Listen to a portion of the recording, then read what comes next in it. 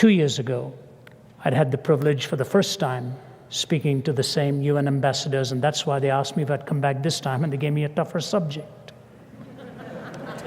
But the first time I went there, I had spoken to them about the heart's hunger for meaning. And I talked about the 4 components that meaning has. And then I knew I only had about 2 minutes in which to mention Christ. I couldn't be overbearing. So in a 25-minute talk, it's about 5 minutes that I can bring the gospel in. And so I told them this story. By this point, they were listening very attentively.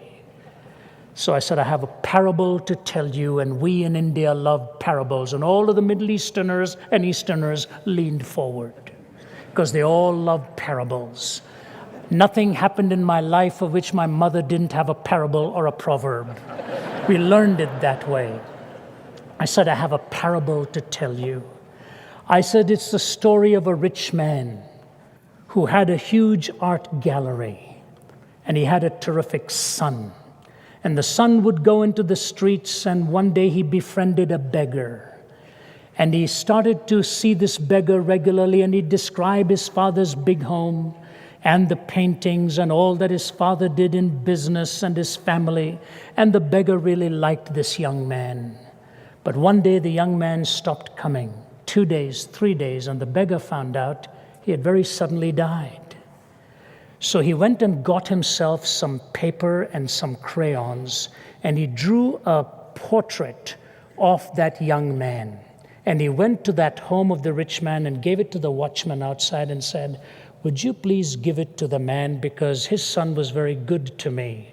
And I've drawn his portrait because I hear he has an art gallery in that house. The watchman looked at it rather bemused by it and said, all right, okay, and sent him away. But he thought this was quite a gesture. So he waited for the right moment. When the rich man was driving out in his car one day, he said to him, a beggar came here and gave this because he painted this as a portrait of your son. The rich man took it. Nothing was heard. Some years go by, and the beggar finds out the rich man had passed away and that they were going to auction his art gallery. So he decided to get some nice-looking clothes to see if he could squeeze in. He did. And he walked through the hall to see if the boy's portrait was hanging with all the grandmasters, and sure enough, it was there. And the auctioneer came, and all these aficionados with their wonderful little lenses and all studying all of this stuff.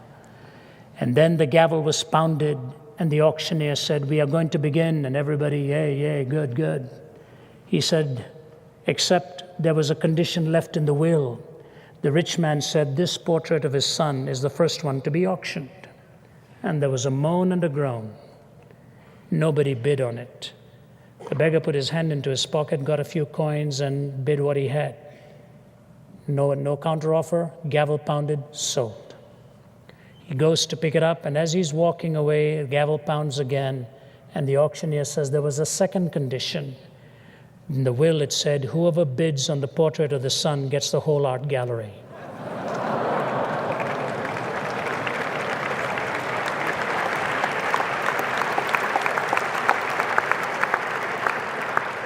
So I said to them, ladies and gentlemen, when you get the Son, you get all of the components of meaning in life.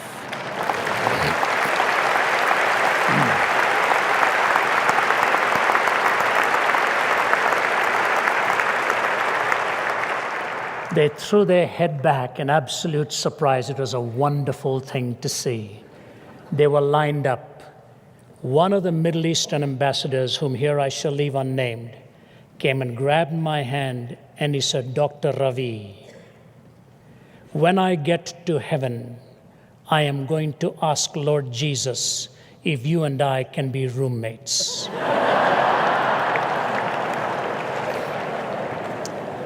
My wife did not like that suggestion. I said to him, sir, when you get to heaven and you see the Lord Jesus Christ, you won't want anyone else for a roommate. He kissed the back of my hand and said, you're right. And he walked away.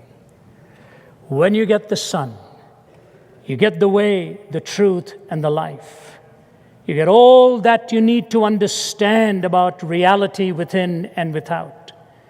And that is why in a world right now skidding out of control, in a world where the sounds of weapons are in many parts deafening to the ears of its people, in a world where sexuality is becoming desacralized, where homes are being attacked, where we search and long for something or someone that would provide for us the answers, the Lord Jesus stands tall once again and says to you and to me, "Come unto me, all ye that labor and are heavy laden, and I will give you rest.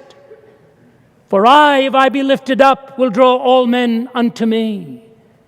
He that has the Son hath life. He that has not the Son has not life, and shall come into condemnation." That's why one of the most sensuous of all men, who died in 1991, I believe, Malcolm Muggeridge, lived so sensually for so long, indulgent, reprobate, derelict in his own ways, said he got so much fun by being a peddler with words. I had the opportunity of spending some hours with him before he died, a man who then came to find Christ in his latter years. He said this: we look back upon history, and what do we see? Empires rising and falling, revolutions and counter-revolutions, wealth accumulated and wealth dispersed. Shakespeare has spoken of the rise and fall of great ones that ebb and flow with the moon.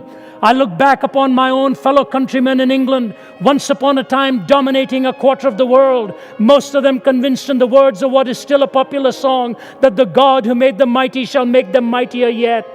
I've heard a crazed, cracked Austrian announce to the world the establishment of a Reich that would last 1,000 years. I've seen an Italian clown saying he was going to stop and restart the calendar with his own ascension to power. I have seen America wealthier and in terms of military weaponry more powerful than the rest of the world put together, so that had the American people so desired, they could have outdone a Caesar or an Alexander in the range and scale of their conquest, all in one lifetime, all gone. Gone with the wind. England, part of a tiny island off the coast of Europe, threatened with dismemberment and even bankruptcy. Hitler and Mussolini dead, remembered only in infamy. Stalin, a forbidden name in the regime he helped found and dominate for some 3 decades. America haunted by fears of running out of those precious fluids that keeps the motorways roaring and smog settling, with disastrous memories of a disastrous campaign in Vietnam as the media charged the windmills of Watergate.